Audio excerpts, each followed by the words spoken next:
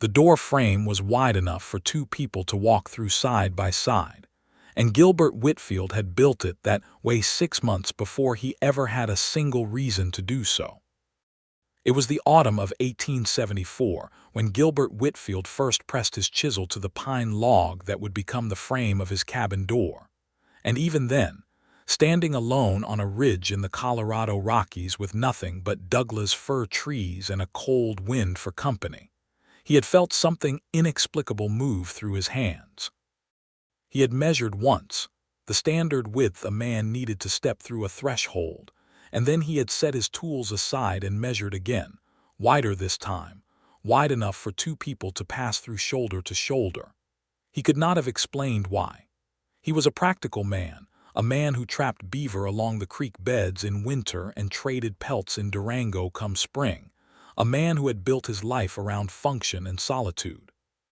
But he carved that frame wide, and he carved it carefully, and he ran his thumb along the smooth pine grain when he was finished, and felt something settle in his chest that he had no name for. The cabin itself sat at nearly 9,000 feet elevation, tucked against a granite bluff that broke the worst of the winter wind, with a creek running 20 feet below, and aspens that turned gold as hammered coins every September. Gilbert had chosen the spot 3 years prior, in 1871, when he was 26 years old and newly arrived in Colorado Territory after spending his early 20s working the fur trade out of a trading post near Taos. He was not a reckless man, nor a loud one. He stood 6 feet 2 inches tall with shoulders that had been built by years of hauling loaded pack frames through high country, and he had dark brown hair that grew longer than he ever intended between trips to town, and eyes the color of pine bark after rain, a deep greenish-brown that people noticed even when they could not say exactly why. He was the kind of man who fixed a thing correctly the first time or tore it apart and started over. He did not do anything halfway. He had built the cabin with that same philosophy, felling timber himself and squaring the logs and chinking every gap against the mountain cold. He had built a stone fireplace that drew perfectly, and a kitchen shelf that ran the full length of one wall, and a sleeping loft accessible by a narrow ladder. He had built a small barn for his 2 horses, a big sorrel named Marshall and a stocky gray pack horse he called Wednesday, and a root cellar dug into the hillside behind the cabin for storing smoked meat and dried goods, and the canned goods he brought up from Durango twice a year. He had made this place entirely his own, and it was comfortable and solid and entirely, profoundly empty. It was not that Gilbert was unhappy. He was a man who genuinely loved the mountains, who could spend an entire afternoon watching weather build over a distant peak and feel no urgency to be anywhere else.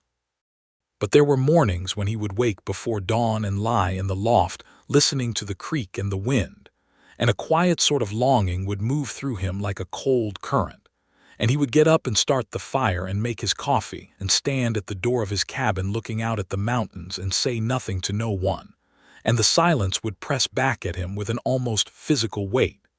He did not know her name yet. He did not know that her name was Opal Redmond, or that she was 23 years old, or that she had grown up in a hardscrabble farming town in eastern Kansas before making her way west in the summer of 1874. He did not know any of that. He only knew that when he carved that door frame wider than it needed to be, something in him was reaching toward a future he could not yet see. In September of 1874, a man named Cleet Birch rode up to Gilbert's cabin to ask whether he wanted to make some extra money guiding a supply wagon from Durango up to a newly established mining camp called Silverton, which was sitting at over 9,000 feet in the San Juan Mountains and desperately needed provisions before the first hard snow. Gilbert had made this particular run before and knew the trail well, so he agreed, and he loaded his pack horse and rode down to Durango on the 1st of October. Durango in 1874 was a raw, loud, ambitious town sitting at the edge of everything civilized, and it smelled like horse, sawdust, coal smoke, and ambition. The main street was packed dirt flanked by buildings that ranged from solid brick to tar paper and hope, and the noise from saloons and blacksmiths and wagon wheels never entirely stopped. Gilbert did not dislike it. He just was not comfortable in it the way some men were. He picked up his supplies from Birch's Mercantile, arranged to meet the wagon crew the following morning, and then went to have supper at the only proper eating establishment in town, a boarding house run by a widow named Mrs. Havorson, who charged 30 cents for a plate of elk stew and fresh cornbread, and let you sit at her long table for as long as your coffee lasted. He was working his way through his second cup of coffee when she walked in. She walked through the door of Mrs. Havorson's boarding house the way a person walks into a place they have been deciding about for a long time, with deliberate steps and her chin level, and her eyes moving quickly around the room taking in every detail. She was carrying a travel bag that was clearly heavy and equally clearly not heavy enough for how long she had been traveling. She wore a dark blue dress that had seen better weeks, and her hair, which was the warm amber-brown color of creek water over sandstone in the late afternoon sun, was pinned up but not quite successfully, with several strands escaping to frame her face. Her face was striking, not delicate or decorative but arresting, with high cheekbones and a wide, expressive mouth and eyes that were such a clear pale gray they looked almost silver in the lamplight. She had the kind of face that made you think she had seen difficult things and had not been diminished by them. She spoke to Mrs. Havorson at the door, and Gilbert could hear the thread of her voice, low and steady, asking about a room. Mrs. Havorson, who had a face like a weathered fence post and a heart considerably warmer than her expression suggested, nodded and gestured for the young woman to sit and eat first, and the young woman sat at the far end of the table and set her travel bag carefully under her chair and folded her hands and waited with a patience that looked practiced. Gilbert did not stare. He was not that kind of man. But he was aware of her, the way he was aware of a change in the weather, something in the quality of the air shifting almost imperceptibly. It was Mrs. Havorson who made the introduction because Mrs. Havorson had strong opinions about people sitting at the same table without knowing each other's names. She set a bowl of stew in front of the young woman and said, with the efficient warmth of a person who had introduced hundreds of strangers to each other over 30-cent suppers, "This here is Mr. Gilbert Whitfield. He runs trap lines up in the high country and comes in twice a year to remind himself the rest of the world exists. And this," she said to Gilbert, "is Miss Opal Redmond. Just come in on the afternoon stage from Pueblo." Opal Redmond looked up from her stew bowl and met Gilbert's eyes directly, without coyness or performance, and said, "Mr. Whitfield," with a small nod that was entirely polite and entirely self-possessed. "Miss Redmond," Gilbert said, and that was how it started, not with anything dramatic, just a name exchanged over elk stew in a boarding house in Durango while the October wind pushed against the windows, and the lamp above the table rocked slightly on its hook. She ate her supper with the focused economy of someone who was very hungry and was not going to let that be visible in any undignified way. Gilbert, who had already finished his meal and was lingering only because the coffee was good, and the alternative was his cold rented room at the opposite end of town, found himself in the unusual position of wanting to say something and not knowing what. He was not a naturally conversational man. He could talk when it was necessary, about trail conditions and weather and the price of pelts, and what a pack horse could carry over a given grade of slope, but small talk felt to him like wearing boots on the wrong feet, technically functional but subtly wrong in a way you could not stop noticing. He was saved from his own awkwardness by Opal herself, who looked up from her stew at one point and said, without particular preamble, "Is it true there is no work for women in this town, or is that simply what men say to keep women from looking too hard?" Gilbert blinked. "Pardon. I was told on the stage coming in that Durango has no respectable employment for a woman who is not already married or already running a business," Opal said. She spoke carefully, with the particular precision of someone who had learned that being taken seriously required clear language. I would like to know if that is the actual state of things or if it is the sort of opinion that was formed without much investigation. Gilbert considered this honestly. He said, "The Havorson boarding house uses hired help sometimes. There is a laundry on the south end of town. The school had a teacher until last spring when she married and left, and they have been arguing about a replacement ever since." Opal set down her spoon. "A school teacher. Do you know who is responsible for that decision?" "Town council," Gilbert said. "3 men. Hawthorne runs the assay office, Birch owns the mercantile, and a rancher named Prescott who comes in from his spread about twice a month. And none of them have hired a replacement in 6 months. There have been complications," Gilbert said carefully. "The last teacher was also being paid less than the teacher before her, who was a man, on the grounds that a woman has fewer expenses. At least that was the argument." Opal picked her spoon back up and returned to her stew, but there was a quality to her stillness that suggested she was filing everything he had said into some internal ledger. "I see," she said. "Thank you. That is useful." Mrs. Havorson, who had been moving in and out of the room and hearing fragments, set a piece of cornbread next to Opal's bowl and said to Gilbert, "She is looking for a teaching position. Came all the way from Kansas." "I taught a country school outside of Abilene for 2 years, Opal said, with neither pride nor defensiveness, just the flat statement of a fact that was relevant. "Before that, I studied at the Kansas State Normal School in Emporia for 3 years. I have references." Gilbert said, "Why Durango?" She was quiet for a moment and something shifted in her expression, something carefully controlled, and she said, "My circumstances in Kansas changed. I needed a new direction." She did not elaborate and he did not press.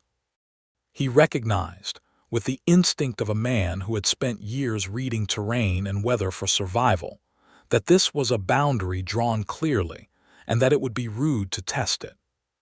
What he did not know yet, and what he would learn much later, was that the change in her circumstances in Kansas had involved a man who had promised her a great deal and delivered very little except a broken engagement announced publicly and without warning 3 weeks before a wedding, leaving her in the specific social position of a woman who had been publicly set aside, which in a small Kansas town in 1874 had consequences that went far beyond personal embarrassment and extended into professional opportunity in ways that were neither fair nor easily reversed. She had left because staying had become impossible, and she had come west because west was where people went when they needed a place where their history had not preceded them. Gilbert Whitfield sat with his coffee and the lamplight and Opal Redmond's clear silver eyes, and he felt the wide door frame he had carved 6 months ago settle in his mind like a remembered song. He did not say anything about that. What he did do, the following morning before he left with the supply wagon for Silverton, was stop at the town council office and leave a word with Cleet Birch that a qualified schoolteacher had arrived in Durango and was looking for employment, and that it would be in the town's interest to speak with her before she decided to continue further west. He did not tell Opal he had done this. The wagon run to Silverton took 11 days, which was longer than expected because a section of the mountain trail had washed out, and they had to find a detour through a narrow canyon that added 2 full days to the journey. It was hard, cold, demanding work, navigating a heavy supply wagon over terrain that had no patience for heavy supply wagons, and Gilbert was occupied the entire time with the kind of focused problem-solving that left no room for anything else. But in the evenings, camped on the trail with a fire going and the vast dark of the Colorado mountains pressing in from all sides, he found his thoughts returning, not obsessively but persistently, like a compass needle returning to north, to the woman with silver eyes who had asked practical questions about employment over elk stew and had not once looked as though she needed rescuing. He was back in Durango by the middle of October, and the first thing he heard when he rode down the main street was that the new schoolteacher, Miss Redmond from Kansas, had already started classes in the town's one-room schoolhouse, and had sent a letter to the town council informing them that she expected to be paid the same monthly wage as her male predecessor, and had documentation of that predecessor's wage, in case there was any question about the figure.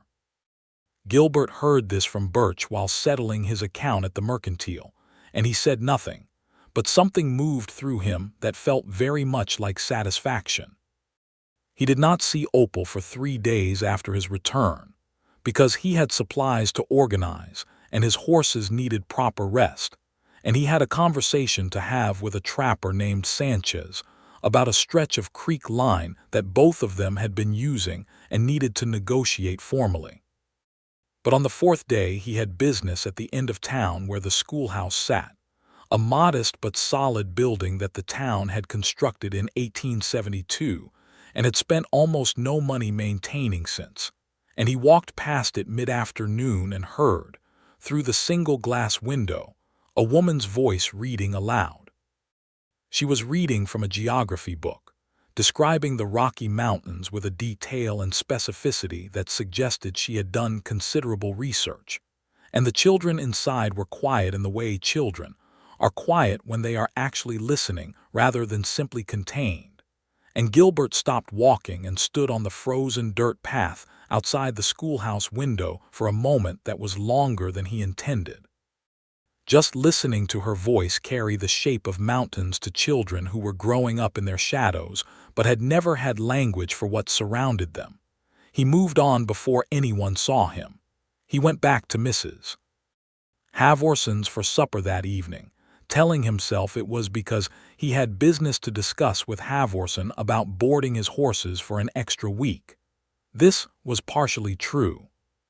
But when he sat down at the long table and Opal came in from the kitchen, where she had apparently been helping Havorson with the cooking in exchange for a reduced rate on her room, and sat down at the same end of the table this time rather than the far end, he did not pretend to himself that the horses had been the only reason he was there. "Mr. Whitfield," she said, "you are back from the mountains." "I am," he said. "How are you finding Durango?" She considered the question with the same honest directness she brought to everything. "It is louder than I expected and quieter than it thinks it is," she said. "The children are sharp. Several of them are working under significant disadvantages at home, lack of books, fathers who do not see the value in education past a certain point, 1 or 2 situations that concern me more than I will describe at supper. But they are sharp." "I heard you wrote to the town council about your salary," Gilbert said. Something flickered in her eyes, a question about whether he was about to have an opinion about that, but she simply said, "I did." "Hawthorne will argue," Gilbert said. "He argues about everything involving money as a principle rather than from any actual financial need. Birch will go along with whatever the other 2 decide. Prescott is the one to convince." She looked at him steadily. "Why are you telling me this?" "Because you are clearly going to argue the point," Gilbert said, "and it would be a waste of your time to spend energy on Hawthorne when the deciding vote is Prescott." A slow, considering look moved across her face. It was the look of someone recalibrating, not dramatically but carefully, the way you adjust your footing when the ground turns out to be slightly different than you expected. "Do you know Prescott?" she asked. "I do." "He is not unreasonable. He has daughters." She was quiet for a moment and then she said, "Thank you."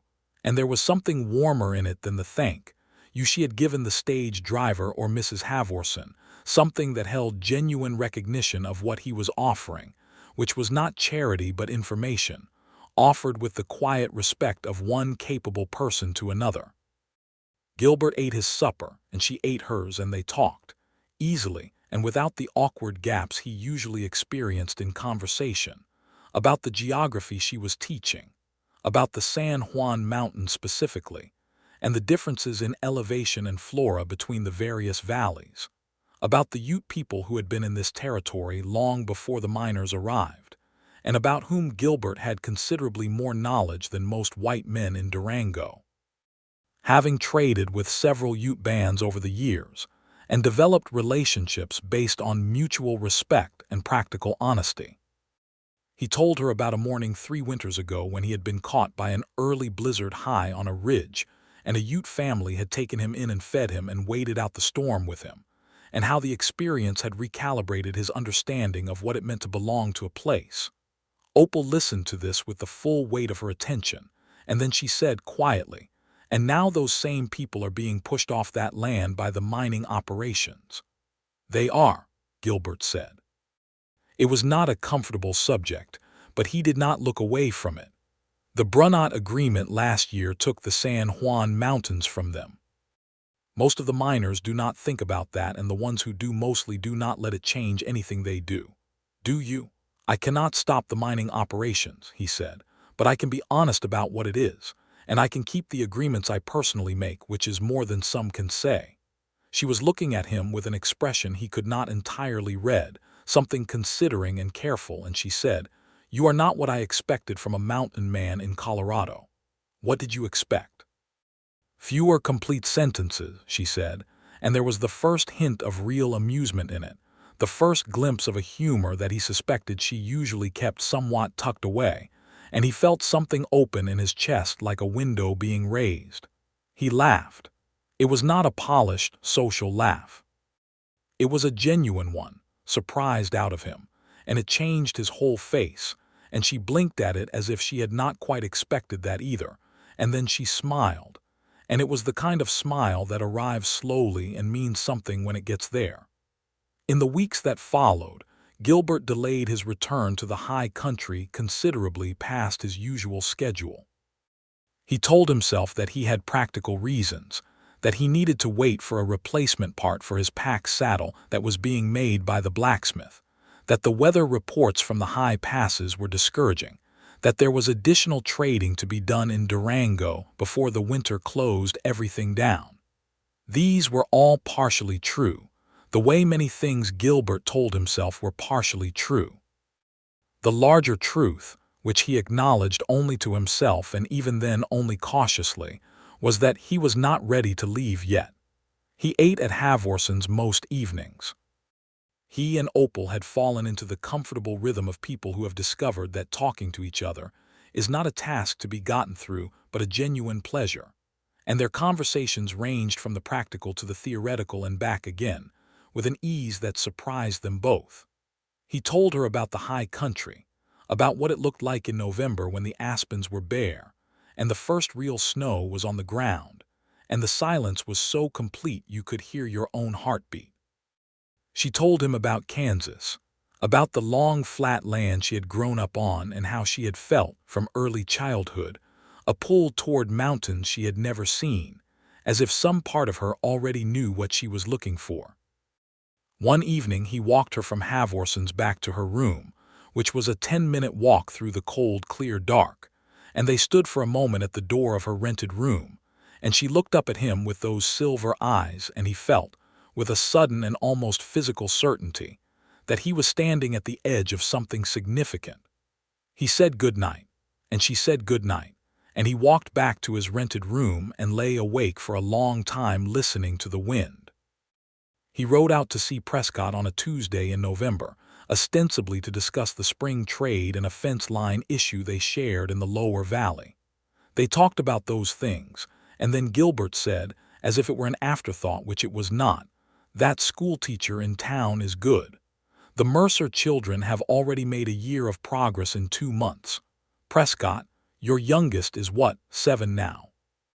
Prescott, who was a weathered, practical rancher with no patience for flattery but considerable attention to anything affecting his children, said, 8, and she is sharp enough to be stifled by the school as it has been running. "Then you might want to ensure the school keeps running well," Gilbert said, "which means keeping the teacher, which means paying her what she is worth and what her contract specifies." Prescott looked at him for a long moment and then said, "Hawthorne giving her trouble." "Hawthorne is Hawthorne," Gilbert said. 3 days later, Opal came to find Gilbert at the blacksmith's where he was collecting his repaired pack saddle, and she said, with a brightness in her expression that she was very nearly containing, "The town council voted this morning. The salary question has been resolved in my favor." "Is that so?" Gilbert said, adjusting the saddle across his forearm. She studied him. "You spoke to Prescott. I had business with Prescott. Gilbert Whitfield," she said, and something in the way she said his full name, quietly and with a precision that made it feel like a thing being placed carefully into the right spot, made him go very still. "Did you also, some weeks ago, tell Clete Birch that I was looking for a teaching position?" He did not answer immediately. "Mrs. Havorson told me," Opal said. "She has a gift for knowing things." "I mentioned it," Gilbert said. "You were qualified and the school needed a teacher. It seemed like useful information." She was quiet for a moment, her breath making small clouds in the November cold, her gray eyes on his face with that particular quality of attention she had that made you feel seen all the way down to your foundation. Then she said, "Why?" It was a simple question, but it was not a simple question, and they both knew it, and Gilbert held her gaze and said, "Because it seemed like a waste if someone that capable kept walking west looking for a place that was actually already there." Something happened in her expression, something slow and real, like the first light of dawn moving across high granite, and she looked down for a moment at her gloved hands and then back up at him, and she said, "I am beginning to think the same."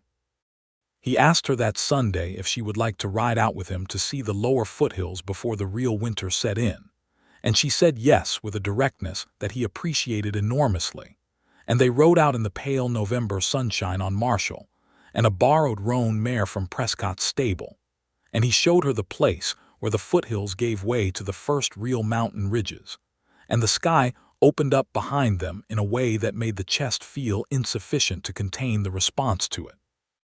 She pulled the roan up and looked at it for a long time without speaking, and her face in that moment was more open than he had ever seen it, all her careful composure released into something rawer and more honest, and he watched her look at the mountains and felt something in him settle, with a quiet finality, like a door being set perfectly into a frame. They rode for 3 hours and talked easily, and at one point she asked him about his cabin, whether it was truly at 9,000 feet, and he said it was, and she asked what it looked like, and he described it carefully, the granite bluff behind it and the aspens and the creek below, and then he said, without planning to, "The door frame is carved wide enough for 2 people to walk through side by side." She turned her head to look at him on the trail, and something in her expression was questioning and open at the same time.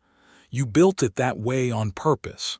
"I did," he said, "although I could not have told you why at the time." She held his gaze for a moment that stretched long and warm in the cold air, and then she looked back at the trail ahead of them, and after a pause she said, very quietly, "Tell me more about what it is like up there in winter." He told her. He told her about the silence and the stars and the way snow accumulated on the pine branches, and how some mornings the frost on the cabin windows made patterns so intricate they looked like drawings. He told her about making coffee in the dark before dawn and watching the mountains come visible as the light grew, and how the creek froze along the edges first and stayed open in the center all winter. He told her everything, and she listened with that total attention that was one of her gifts, and the horses walked slowly, and the November light lay gold and thin across the foothills, and by the time they turned back toward Durango something had changed between them in a way that was quiet but irrevocable. He kissed her on the 14th of November, 1874, on the porch of Mrs. Havorson's boarding house after supper, with the stars very clear and cold overhead, and the sound of the town settling into its nighttime rhythms around them. He had been working toward this moment with the careful, patient approach he brought to difficult terrain, not rushing it, taking the measure of the ground carefully, and when it happened it was not impulsive but deliberate, his hand at her face and her eyes closing, and the kiss itself was gentle and then warmer than gentle, and her hands found the front of his coat and held on. And when they separated she had her eyes still closed for a moment, and then she opened them and looked at him and said nothing for several heartbeats, and he said nothing, and the silence was full rather than empty, the silence of something that has arrived rather than something that is still waiting. "I should go in," she said finally. You should, he agreed. She smiled, that slow, arriving smile, and went inside, and Gilbert stood on the porch for a moment in the cold and then walked back to his rented room and lay awake for a long time with a warmth in his chest that the altitude couldn't touch. He delayed his return to the mountain cabin through all of November, which was impractical but which he could not make himself regret. They had supper together every evening and spent Sundays riding out into the foothills, and they had conversations that went into the late evening and left him feeling, consistently, like someone who has discovered an unexpected source of light in a room they had thought was perfectly adequate as it was. Opal was not a woman who performed herself for other people's comfort. She was exactly what she was, direct and thoughtful and funny when she let herself be and deeply engaged with the world around her and unafraid of difficult questions. She had come through something hard in Kansas, and she had not let it make her small. She had brought her full self west and was planting it in new ground, and watching her do that, watching her manage the school with calm competence and navigate the politics of a rough frontier town with her dignity entirely intact, and watching her sit across from him in the lamplight and argue a point she believed in without raising her voice or softening her conviction, filled him with an admiration that was deeper than attraction, although the attraction was also considerable. She told him about what had happened in Kansas one evening in late November. Sitting in the small sitting room Mrs. Havorson allowed her tenants to use in the evenings. She told it plainly, without theatrics, the way she told most things. His name had been William Elliott. They had been engaged for 14 months. 3 weeks before the wedding, he had announced his intention to marry someone else, someone with money, and had done it publicly enough that it had been the subject of considerable conversation in their small town for months afterward. She had lost the teaching position that had been offered to her through his family's connections. She had spent 3 months being treated with the particular social mixture of pity and subtle blame that a woman in her position received, as though she must have done something to bring it about, and had concluded by April that she had the option of continuing in a context that would never entirely forgive her for a situation she had not caused, or starting over somewhere that had not already formed its opinion of her. "So you came west," Gilbert said. "So I came west," she said. "His loss," Gilbert said, with a simplicity and conviction that made her blink, as though she had not been expecting it stated quite that flatly. "Well," she said after a moment, "yes. I have come to that conclusion as well." He looked at her for a long moment, at the lamplight on her amber-brown hair and the steady silver of her eyes and the particular quality of her composure that was not coldness but strength, and he said, "Opal, I want to say something to you that I have been thinking about for several weeks." "Then say it," she said simply. "I want this," he said. "What we have been building here, I want it to keep going. I want it to be real and named and permanent, if you want that too. I am not asking you right this moment to make any particular decision. I am only telling you honestly where I am, so that you know." She held his gaze for a long time, long enough that he felt the quiet suspense of it in his chest like a held breath. Then she said, "I know where I am too, Gilbert. I have known for several weeks." A pause, and then softer, something closer to the bone. "I am not a person who walks into things sideways or by accident. I came west because I needed a new beginning and I found one. I did not expect to find this as well. But," he said, because there was a but in her tone, a careful one. "Not a but," she said, "just I want it to be real too, not a rescue, not a kindness. I need it to be two equal people choosing each other." "That is exactly what I am talking about," he said. "Then I think," she said, "that we are in agreement." He went back to his mountain cabin in December because he had to, because the trapping season was on and his livelihood depended on the late fall and early winter runs, and because staying in Durango indefinitely was not who he was. He came back in February for a week, and again in late March when the worst of the winter broke, and each time the weeks in between were measured by her letters, which arrived at the trading post in Durango and were forwarded up with the mail rider who made the high country circuit. Her letters were exactly what her conversation was: direct, considered, specific, funny in the dry and precise way that her humor always was. She wrote about the school and the children and the slow thaw of town opinion toward a woman who would not be paid less than she was worth. She wrote about a conflict between two minors who had brought their grievance through the school property for reasons she had not been able to fully decipher.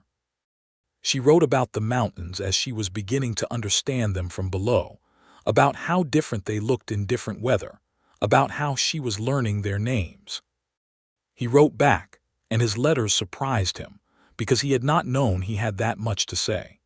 He wrote about the creek and the snow and the trapping lines and the long silences and the stars, and somewhere in the fifth or sixth letter he wrote, "Because I carved that door frame wide enough for two, and I have been thinking about that every day since I left, and what it means is that this place that I built has always been waiting for you to walk through it, and I think you should."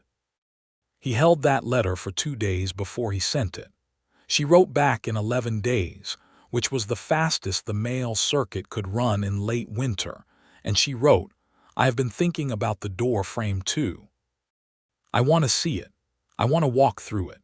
But first, I think there is a question you have not yet asked." He came down from the mountain in April of 1875. The spring in the San Juan foothills was a complicated thing. Warm days alternating with snow squalls and mud that could stop a wagon cold and wildflowers pushing up through ground that had been frozen solid 3 weeks prior. Gilbert rode into Durango on the 8th of April with the season's first pack of pelts and a ring in his coat pocket that he had bought from a silversmith in Silverton on his last supply run-up. It was a simple ring, silver set with a small turquoise stone the blue-green of high mountain sky, and it had cost him more than he usually spent on anything except horses, and he did not regret it for a single moment. He had planned something more elaborate, or at least more measured. He had intended to have supper first, and a conversation, and work his way toward the question with the careful patience he brought to things. What actually happened was that he rode into Durango and tied Marshall at the post in front of the schoolhouse, because it was mid-afternoon and she would be inside. And he went to the window and knocked.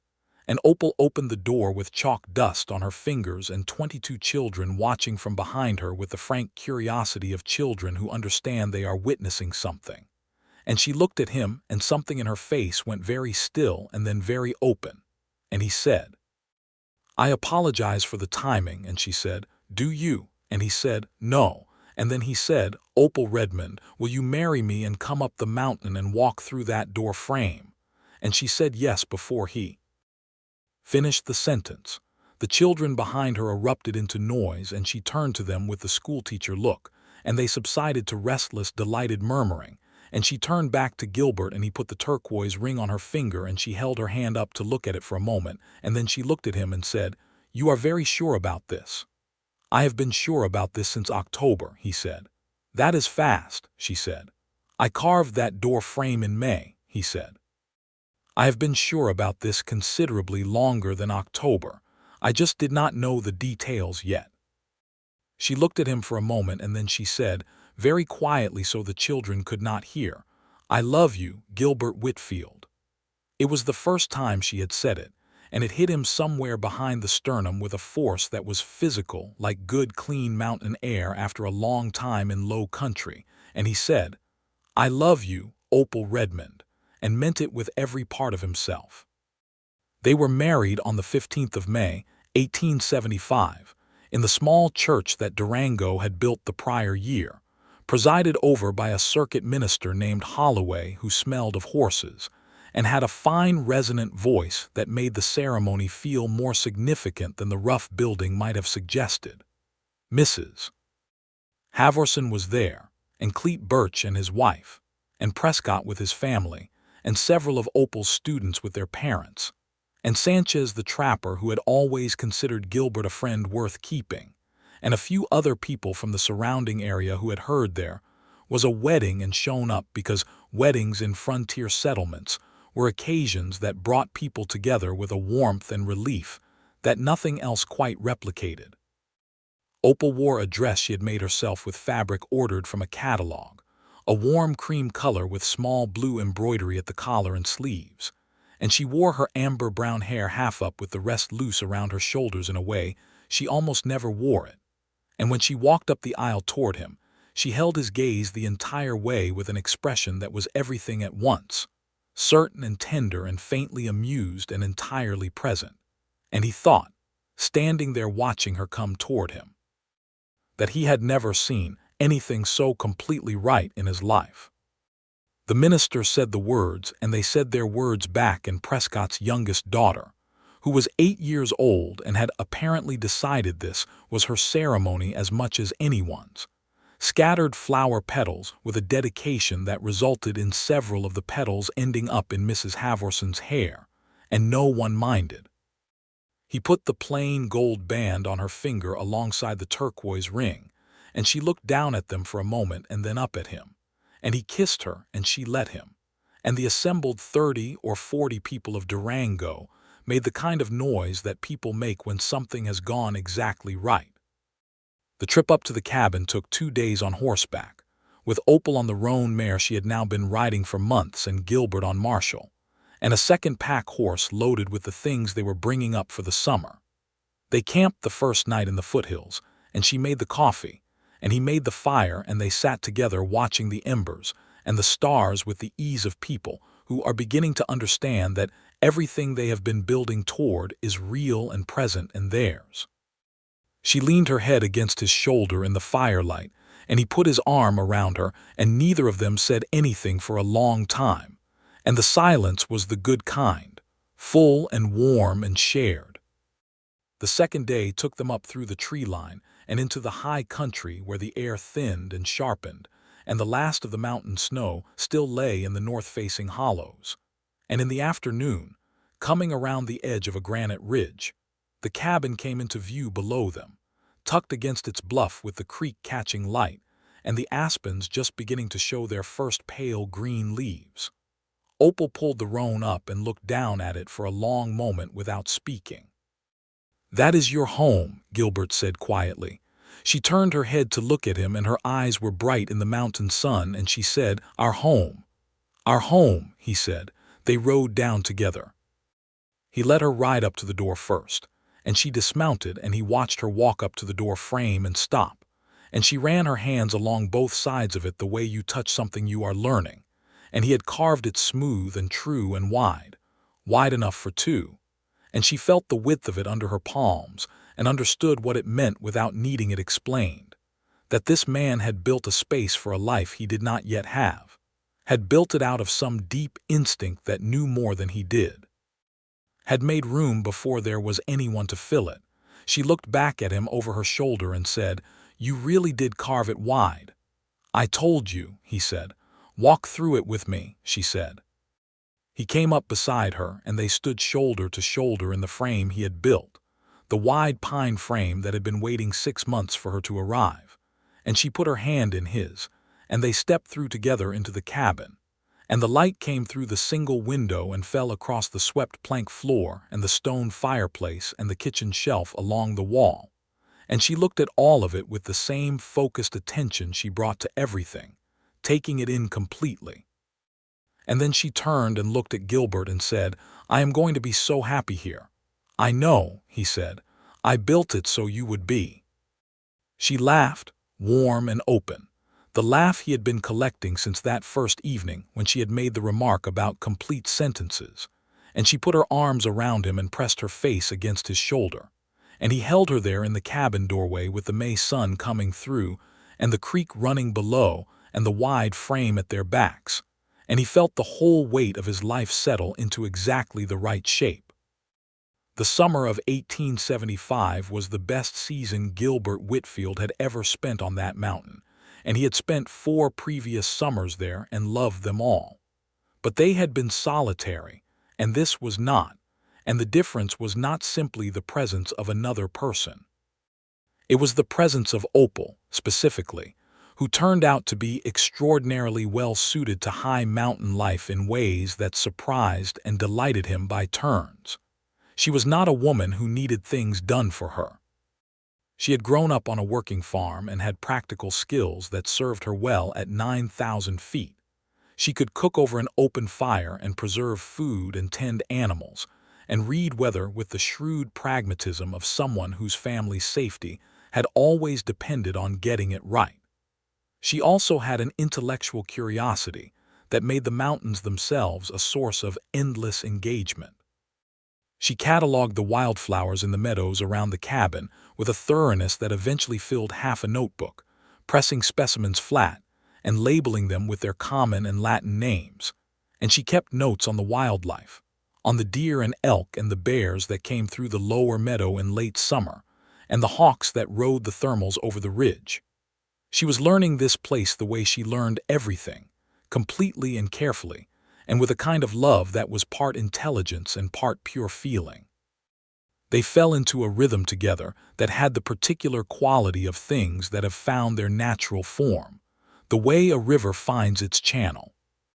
She made breakfast, strong coffee and cornbread or salt pork when they had it, while he did the first check of the morning on the horses and the woodpile. He worked the trap lines in the mornings, and she worked on the cabin improvements she had decided on, reinforcing the kitchen shelf and building a small writing desk against the window wall where she planned to continue developing lesson materials for the fall term. In the afternoons, they often worked together, repairing the barn roof or extending the root cellar or collecting and splitting firewood for the winter stores. In the evenings, they talked and read and sometimes played cards, and she beat him at cribbage with a regularity that he found increasingly suspicious, and she found increasingly funny. One afternoon in July, they climbed to the top of the ridge above the cabin, a hard 2-hour scramble over loose rock and through stands of spruce, and stood at the summit and looked south toward the San Juan Mountains and north toward the Continental Divide. And in every direction the world was mountains going to the horizon, range behind range in the afternoon haze, and Opal stood with the wind pulling at her hair, and her face turned into the sky, and she spread her arms slightly. Not dramatically, but as if she were receiving something, and he stood beside her and looked at her rather than the mountains, and thought that he was the luckiest person at 9,000 feet in all of Colorado. "I want to tell you something," she said, still looking at the horizon. "Tell me," he said. She lowered her arms and turned to look at him, and her expression was the particular one she wore when she was saying something she had thought about carefully and meant all the way down. "Before I came west," she said, "I thought I was coming to start over, to rebuild something that had been taken apart. I thought I was coming to find work and a place to belong and something new after something that had failed. And," he said, "I was not starting over," she said. "I was arriving. I was finding the first version of my actual life, not a second version, a pause, the wind between them. You are the first version, Gilbert. This mountain is the first version. Everything before was just the road to get here." He pulled her toward him and held her against his chest and looked out over the mountain she had named her home, and he said, against her hair, "I carved that door frame wide and I did not know why. And now I know it was because somewhere some part of me knew that you were coming, and that when you got here I wanted you to know there was room." She pulled back enough to look up at him and said, "There is more than room. There is everything." He kissed her there at the top of the ridge with the whole Colorado sky above them, and it was one of those moments that you recognize even as it is happening as something you will carry for the rest of your life. In September of 1875, as the aspens began to turn, and the first cold nights came back to the high country, Opal told Gilbert that she was expecting their first child. She told him in the evening after supper, sitting across the fire from him with her hands folded in her lap and her gray eyes steady and warm, and she said it simply and directly, as she did everything, and waited for his response. He sat with it for a moment, this enormous thing that had arrived quietly in the middle of an ordinary evening, and then he stood up and went to her and knelt beside her chair and took her hands and said, "Are you well?" "I am perfectly well," she said. "I have known for 3 weeks and I wanted to be certain before I said anything." 3 weeks, he said. "I am not a person who announces things before I have confirmed them," she said, with the dry precision that was her most consistent mode of humor, and he laughed and pressed his forehead against their joined hands. They came down from the mountain in October, earlier than Gilbert usually descended, because Opal's position at the school was waiting for her, and because he wanted her to have access to Dr. Pennell, the physician who had arrived in Durango the previous spring and who had a decent enough reputation for a frontier doctor. Opal told Dr. Pennell that she intended to continue teaching through the winter and would assess the situation closer to her time, which Pennell accepted with the wisdom of a man who recognized that this particular patient was not seeking his permission. The winter of 1875 into 1876 passed with the slow momentum of a river under ice, moving steadily toward spring. Opal taught her class through December and into January, her condition gradually becoming visible but never impeding her competence, and she managed the school with the same calm authority she had always brought to it and the town, which had been uncertain about her initially, and had come to depend on her considerably, simply accepted this the way they accepted most things she did, with a slightly surprised respect. Hawthorne made one comment about whether it was appropriate for a woman in her condition to be managing a classroom, and Prescott, who was in the council office at the time, told him in plain terms that the schoolchildren of Durango were better educated than they had been in years, and that he suggested Hawthorne direct his concern toward the state of the road at the south end of town, which actually required attention. Clete Birch agreed with Prescott, as he usually did on matters of practical consequence, and Hawthorne was overruled. Gilbert spent the winter in Durango, the first winter in 4 years that he had not been on the mountain, and he did not regret it. He found work through the cold months in several ways, helping Birch with the mercantile inventory, and taking on a contract to haul freight on the lower route that stayed passable through most winters. And he was there every evening when Opal came home from the schoolhouse, and she would take off her coat, and he would have the fire going, and there was a specific look she gave him when she came through the door, tired from the day and warm with coming home, that he stored in his memory like provisions laid in for winter. Their son was born on the 4th of March, 1876, which was also, as it happened, the day Clete Birch informed Gilbert that a land deed situation with a neighbor at the base of the mountain had been resolved in his favor, meaning that the creek access he had been uncertain about for 3 years was now confirmed as within his property line, and Gilbert felt that the universe was making an organizational statement about March the 4th that he chose to receive with gratitude rather than suspicion. They named him Thomas James Whitfield, Thomas for Gilbert's father who had died when Gilbert was 19, and James for Opal's younger brother who was still in Kansas, and he arrived in the world with the considerable lung capacity of a person who had opinions about the outside temperature and the determination to make those opinions known. Dr. Pennell pronounced him healthy and large and well-formed, and Mrs. Havorson, who had appointed herself to be present regardless of any official role or invitation, announced that he had Opal's eyes and Gilbert's stubborn jaw, and that this was the most promising combination anyone could ask for. Gilbert held his son for the first time that evening, after Opal had slept for 3 hours and woken and eaten and fed the baby and slept again, and he sat by the window of their rented rooms in the lamplight and held Thomas James Whitfield, and looked at his face, this completely new person who had arrived out of the middle of everything he and Opal had built together, and he felt something so profound that he had no architecture for it, something past language, settling into him like the permanence of stone. He said quietly to the sleeping baby, "I built a door frame wide enough for 2, but I think I am going to need to build a bigger cabin." From across the room, from the direction of the bed where she was supposed to be sleeping, Opal's voice said, "That is the first sensible thing you have said today." He looked over at her, and she was watching him with that soft, open expression she only let herself have in the private dark, and he said, "How long have you been awake?" "Long enough," she said. He brought the baby to her and settled them both, and then he sat on the edge of the bed and looked at the two of them, his wife and his son, in the lamplight of a Durango winter night, and the warmth and the certainty and the profound rightness of it filled him so completely there was no room left for anything else.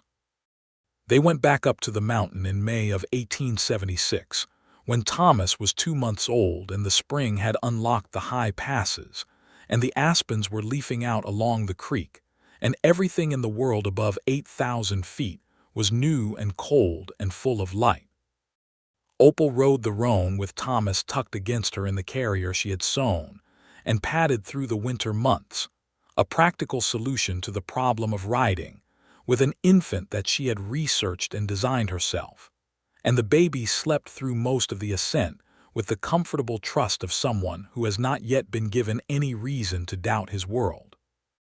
When they came around the ridge and the cabin appeared below them, Opal pulled up the same way she had on their first arrival, and this time she looked at it with Thomas sleeping against her chest, and her face held something so layered and complete that Gilbert could not have named all of it, only that it was everything, and it was here, and it was theirs. They rode down and she came to the door first again, and this time she walked through the wide carved frame carrying their son, and Gilbert came through beside her, and the three of them stood in the cabin that had been built to hold more life than one person needed, and the light came through the window and the creek ran below and the aspens moved in the mountain wind, and Opal turned around and looked at the door frame from inside, at the clean carved width of it, and she said, "You know what I keep thinking about." "Tell me," he said. "That you carved this before you had a reason," she said. "And then I walked through it like I always knew it was mine, a pause, a soft and genuine one. I think some things are made for each other before either one of them knows it." "I think you are right," he said.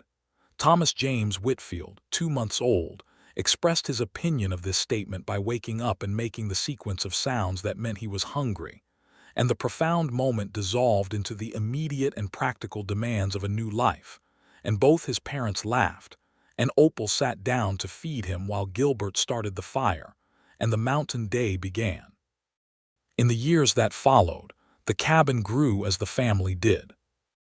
Gilbert built the addition he had promised himself in March of 1876, a full second room that extended from the back of the original structure into the sheltering overhang of the granite bluff, and then a second sleeping loft, and then a covered porch along the front that ran the full width of the building and looked out over the meadow and the aspen grove and the creek below.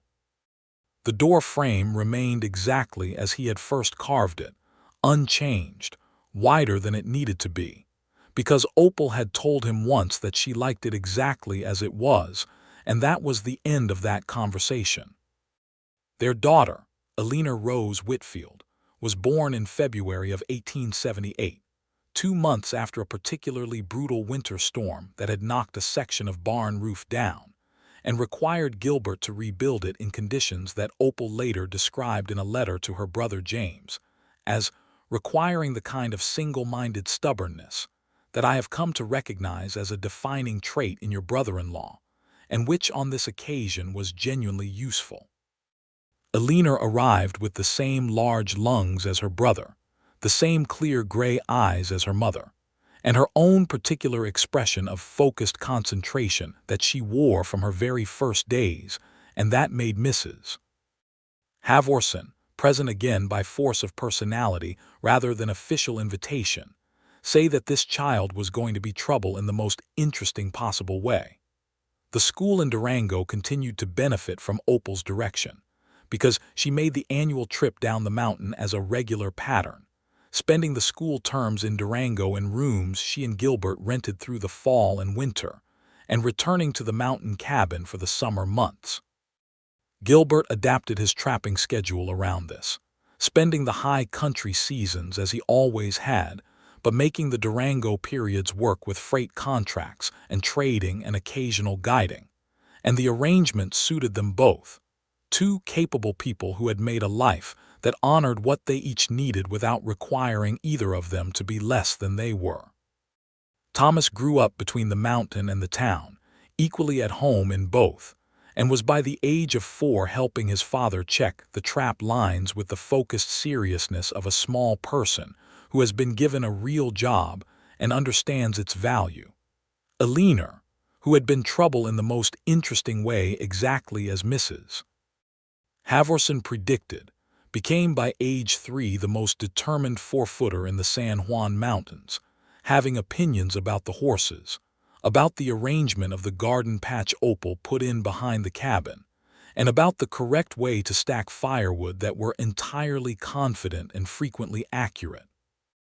In the autumn of 1879, Gilbert's friend Sanchez, who had been trapping a different creek system and had fallen on hard times when a dispute with a mining company had pushed him off a section of his traditional trapping territory, stayed at the mountain cabin for a month while he regrouped and found a new line to work. He and Gilbert worked together through the early fall, and Opal fed them both, and Thomas followed Sanchez around with the devotion of a child who has recognized an interesting adult. And Sanchez, who did not have children of his own, taught Thomas to identify animal tracks and to move through the forest without noise, and told him stories about the land in both Spanish and English that Thomas absorbed with wide eyes.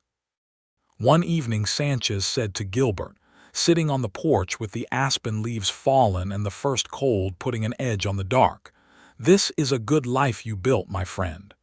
"It is," Gilbert said. "That woman," Sanchez said, with the particular emphasis he gave to things he considered self-evidently important, "she is the kind of person that makes everything around her better by being in it." "I know," Gilbert said. "You knew when you built the door frame too wide," Sanchez said. Gilbert turned to look at him because he had not told Sanchez that story, or not in those terms. "What do you mean?" Sanchez smiled, a slow and knowing smile in the porch dark. "Everyone who comes to this cabin notices that door frame first thing," he said. "Wide enough for two, and the carving is careful, the kind of careful you only put into something that matters. A man who builds that way builds it for a reason even when he does not know the reason yet." A pause. "She knows it too. I have seen her touch it when she comes through." Gilbert sat with that and said nothing, and the mountain night settled around them, and inside the cabin he could hear Opal reading to Thomas and Eleanor, her voice carrying the shape of a story through the warm lamplight, and he thought about a door frame and a woman who had walked through it like she always knew it was hers. In the summer of 1880, Opal's brother James came west to visit.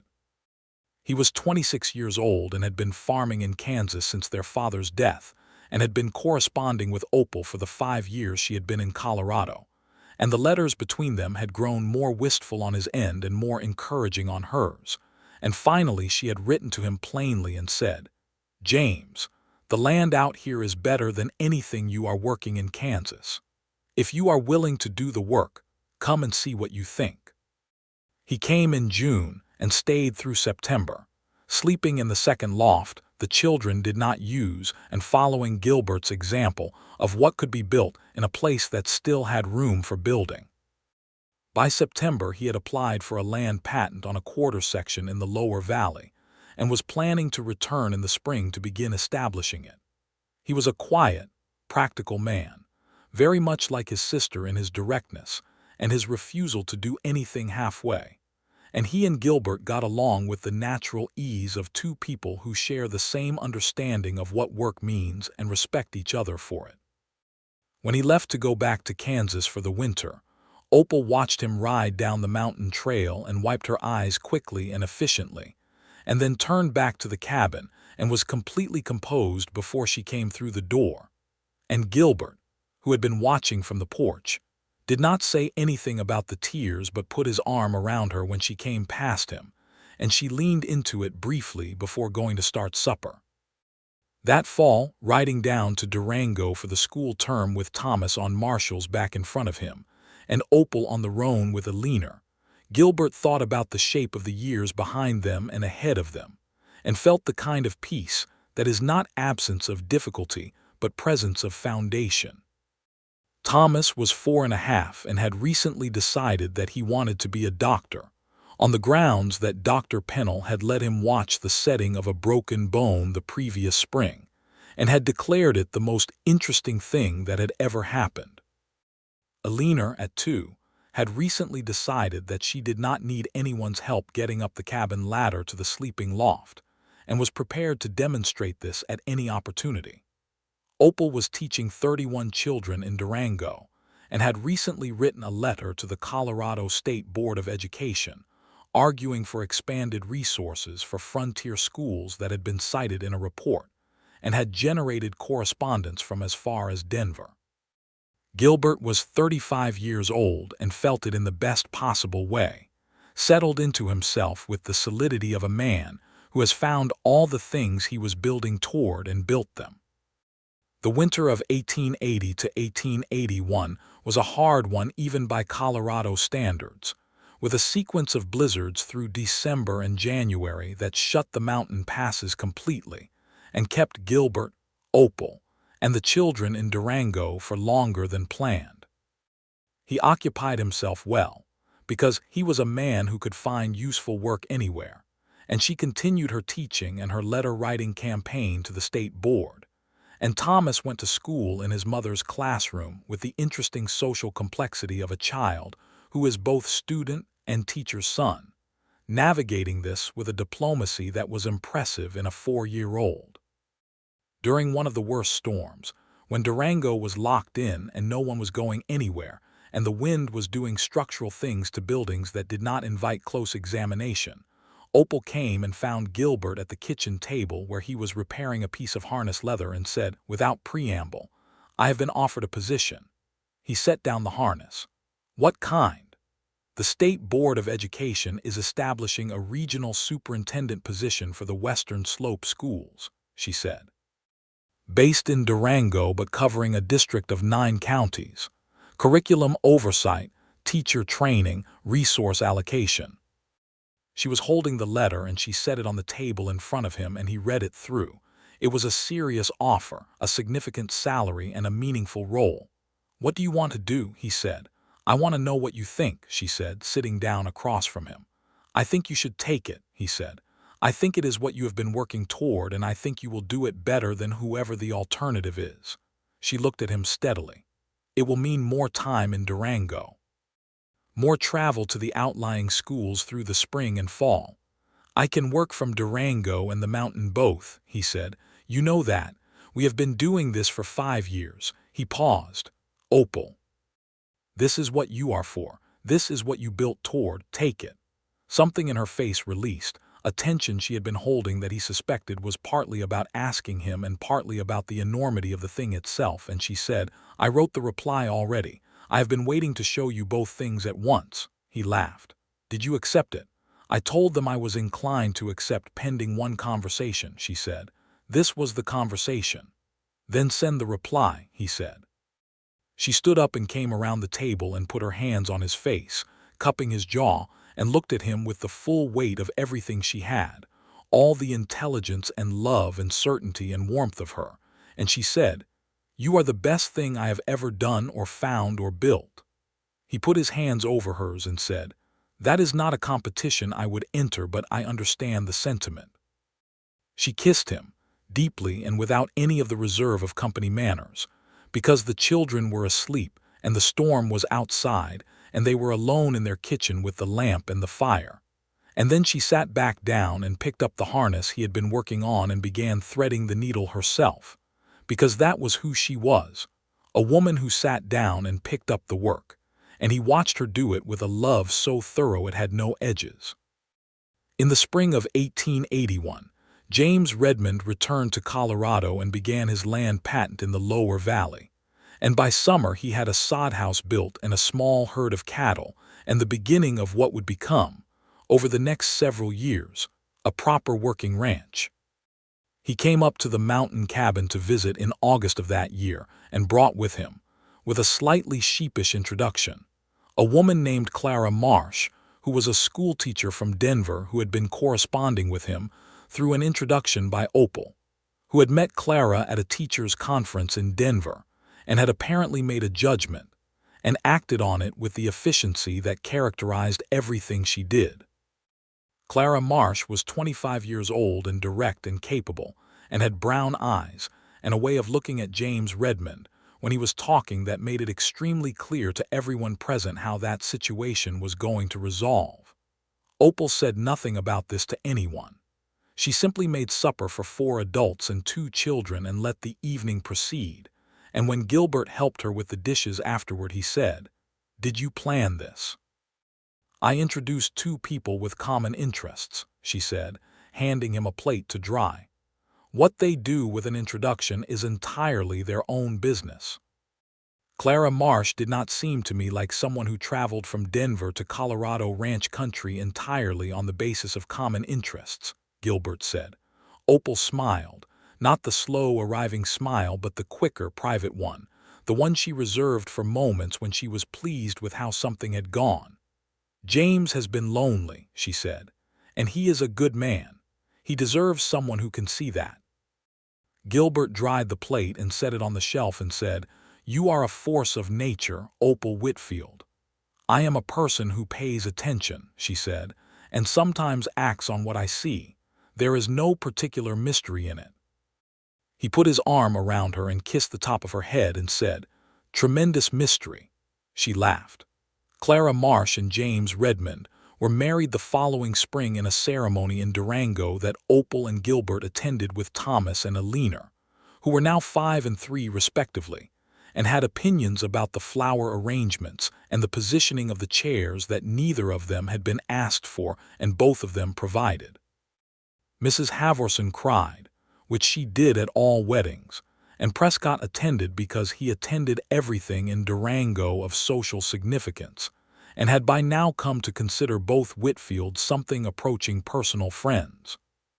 Sanchez was there, having established his new trapping territory and settled into a more stable season, and he stood with Gilbert at the back during the ceremony and said quietly, "2 weddings from one mountain man and his good wife."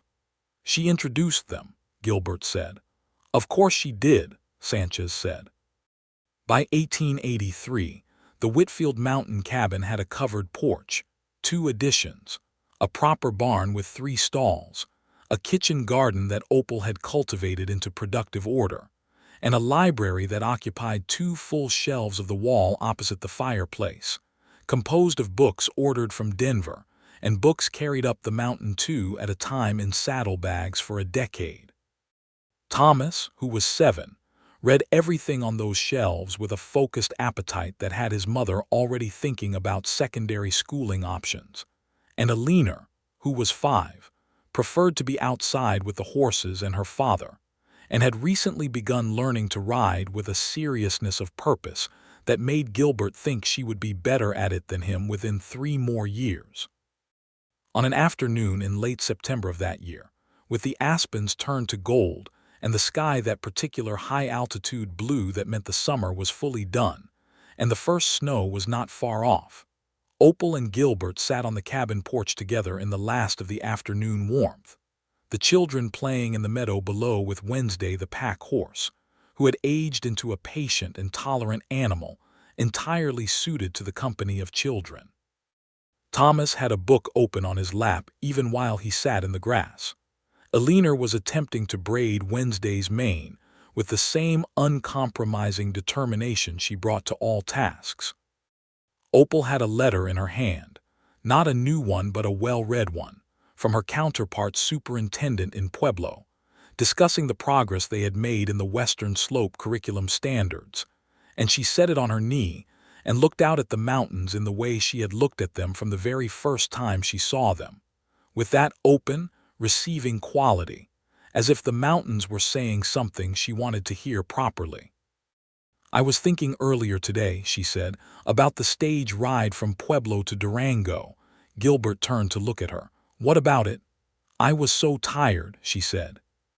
"I had been on stages and trains for 4 days from Abilene, and I did not entirely know what I was going to find in Durango, and I was not entirely sure I had made the right decision.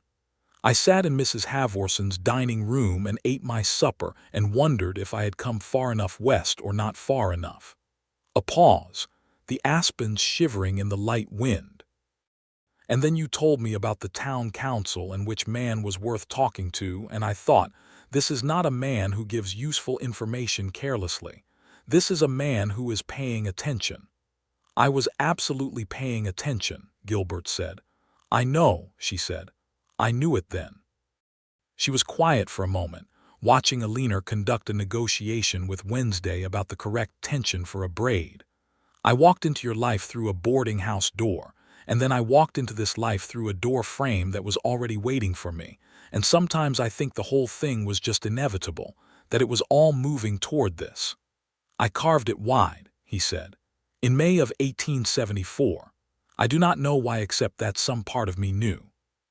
She turned to look at him with the full weight of those silver eyes, the eyes that had held him from the first evening in the lamplight, and she said, "I walked through it like I always knew it was mine." "Because it was," he said. She took his hand, and they sat together on the porch of the cabin he had built, and she had made a home, with their children in the meadow below, and the aspens shining in the September light, and the mountains going to the horizon in every direction, and the door frame behind them, wide and smooth and carved with the particular care of something that had been built for more than one person to pass through, and everything that needed saying was said. That winter, their third child announced its impending arrival, and in April of 1884 the Whitfield family acquired Henry David Whitfield, named for Gilbert's grandfather, and for the writer whose work filled one full shelf of their mountain library, a round and loud infant who arrived in the spring thaw with the same absolute conviction of his rightness in the world that had characterized all the Whitfield children, and who was received by Thomas with careful elder brother gravity, and by Alina with the enthusiasm of someone who had been requesting a new project for some time. Mrs. Havorson, who was by now 70 years old and had no intention of slowing down, attended the birth and declared Henry the finest baby she had seen in at least 3 seasons, and that his chin was all Gilbert's, and she hoped the rest of him had more sense. This made Opal laugh from the bed and made Gilbert, who was holding his wife's hand with the particular expression of a man who has been through this twice before, and has not yet found a way to find it anything less than overwhelming, look up and manage a smile that was somewhere between gratitude and relief. He was a good father, Gilbert Whitfield. Not in a performed way, not in the way of men who want to be seen being good fathers, but in the fundamental way of a man whose love was as practical as it was deep. He showed his children how things worked, how the land worked and the weather worked and the animals worked, and how to read terrain, and how to use tools, and how to think about a problem from every angle before committing to a solution. He taught by example more than instruction, and he listened to them with the same full attention he brought to everything that mattered, and they grew up knowing themselves to be important, not in the way of spoiled children, but in the way of children who have been genuinely seen. And Opal, who had built a career in the schoolhouses and administrative offices of Colorado's western slope, that was quietly extraordinary for any person in any era, and genuinely remarkable for a woman in 1880s Colorado territory, who had pushed the state board for better resources and equal pay for women teachers, and had won those arguments with documentation and patience, and a refusal to be dismissed, also came home every evening that she was home with her full attention, read to her children from the books on the shelves, walked the mountain meadows with them, pointing out the species she had catalogued in her first summer there, and was, in the private life of the cabin and the porch and the evenings, as warm and open as the world that she had built this life inside of. On a June morning in 1885, 11 years after Gilbert had pressed his chisel to the pine log and carved a door frame wider than one person needed, he woke before dawn as he had always done, and made the fire and put the coffee on and stood at the open door of his cabin looking out at the mountains in the first pale light, and the meadow below was wet with dew, and the aspens were in their full summer leaf, and the creek ran its constant note beneath everything. And he heard behind him the sounds of his house waking, the small stirrings and footsteps of 3 children and a woman, The particular creak of the second loft that meant a leaner was up, the murmur of Thomas's voice reading to himself. In the first moments of consciousness, the way he always did, the sound of Henry making the preparatory sounds that preceded his eventual announcement that he was awake and the day should organize itself accordingly. And then Opal's step on the plank floor, her particular step that he knew from every angle and distance, and her hand on his back, warm and present, and she came to stand beside him in the door frame, wide enough for two, wide enough for them, and looked out at the mountains with him. "Good morning," she said. "Good morning," he said. She leaned her head briefly against his shoulder and then straightened, and they stood together in the frame of the door he had built before he had a reason, looking out at the mountains that were their life, with the coffee ready behind them and the children waking and the summer morning coming full and golden over the peaks, and there was nothing left to wait for, and nothing unfinished, and nothing that needed to be other than what it was.